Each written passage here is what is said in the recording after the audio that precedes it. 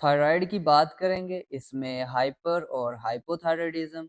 Hyper का मतलब होता है टू मच, यानी कि थायराइड हार्मोन्स की ज्यादती, जिसमें T3 और T4 हार्मोन्स शामिल होते हैं।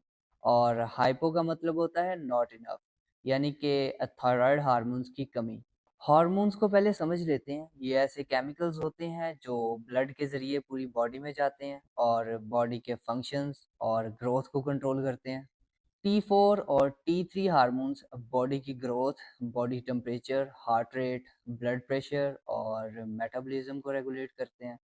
हाइपोथायराइडिज्म में बॉडी का इम्यून सिस्टम, मुदाफियती निज़ाम थायराइड सेल्स पे अटैक करता है, जिसकी वजह से एक बीमारी जन्म लेती है जिसे हाशिमोटो थायराइडाइटिस कहते हैं।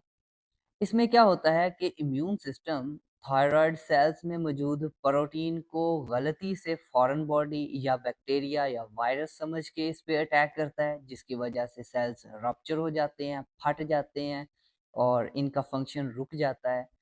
T3 और T4 हार्मोन्स नहीं बन पाते, जिसकी वजह से इन थायराइड हार्मोन्स की कमी हो जाती है और इस कंडीशन को हाइपोथायराइडिज्म कहा जाता है।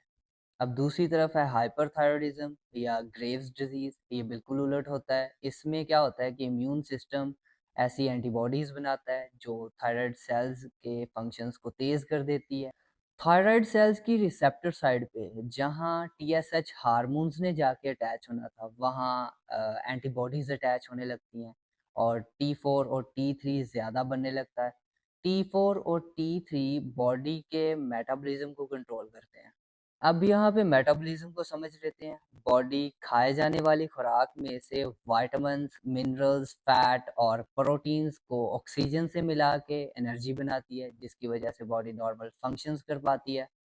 Weight gain, weight lose, muscle growth, गुर्दों का नॉर्मल फंक्शन, इसके अलावा ब्रीदिंग, सांस लेने का अमल, ब्रेन फंक्शन, हार्ट रेट, ये सब मेटाबॉलिज्म कंट्रोल करता है।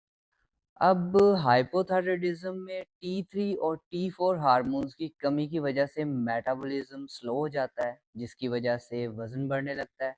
स्किन ड्राई हो जाती है, खाने में मौजूद प्रोटीन ठीक से जज़ब नहीं हो पाती और जिसकी वजह से बाल पतले हो जाते हैं, बाल गिरने लगते हैं, एंग्जाइटी बढ़ती है, सर्दी लगती है, स्पेशली पाँव ठंडे रहते हैं, जितना भी सो लें थकावट का शिकार रहते हैं।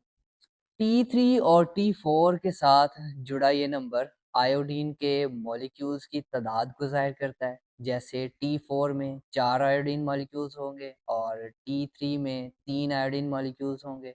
लिवर में मौजूद एंजाइम T4 से आयोडीन का एक मॉलिक्यूल हटा के इसे T3 में कन्वर्ट करता है। T3 एक्टिव फॉर्म है थायराइड हार्मोन्स की। अब इस कन्वर्सेशन से हम ये कह सकते हैं कि 80% थायराइड का सारा फंक्शन लिवर के थ्रू होता है। T4 से T3 बन पाता है, तो लिवर का डैमेज होना एक वजह है थायराइड प्रॉब्लम की।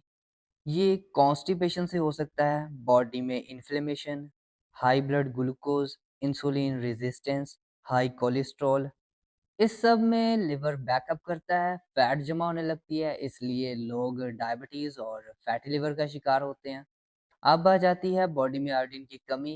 मेटाबॉलिज्म ठीक ना होने की वजह से बॉडी में आयोडीन जज़ब नहीं हो पाती। बॉडी में अगर आयोडीन की कमी है तो आप जितना भी T4 या थायरोक्सिन ले लें, ये एक हद तक काम करेगी। इवेंचुअली आपका लिवर, गाल ब्लैडर और बाइल प्रोडक्शन का नॉर्मल होना ज़रूरी है। इसके बाद आ जाता है हाई एस्ट्रोजन लेवल। स्पेशली बच्चा पैदा होने के बाद बढ़ा हुआ एस्ट्रोजन TSH रिसेप्टर साइट्स को ब्लॉक कर देता है, बाइल प्रोडक्शन ब्लॉक हो जाती है, जिसकी वजह से फ्री TSH बढ़ जाता है और ये वजह बनता है हाइपोथायराइडिज्म की।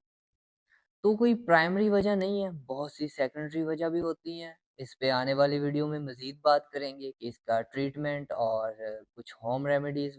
तब तक के लिए अपना ख्याल रखिएगा, मिलते हैं नेक्स्ट वीडियो में। अल्लाह हाफिज़।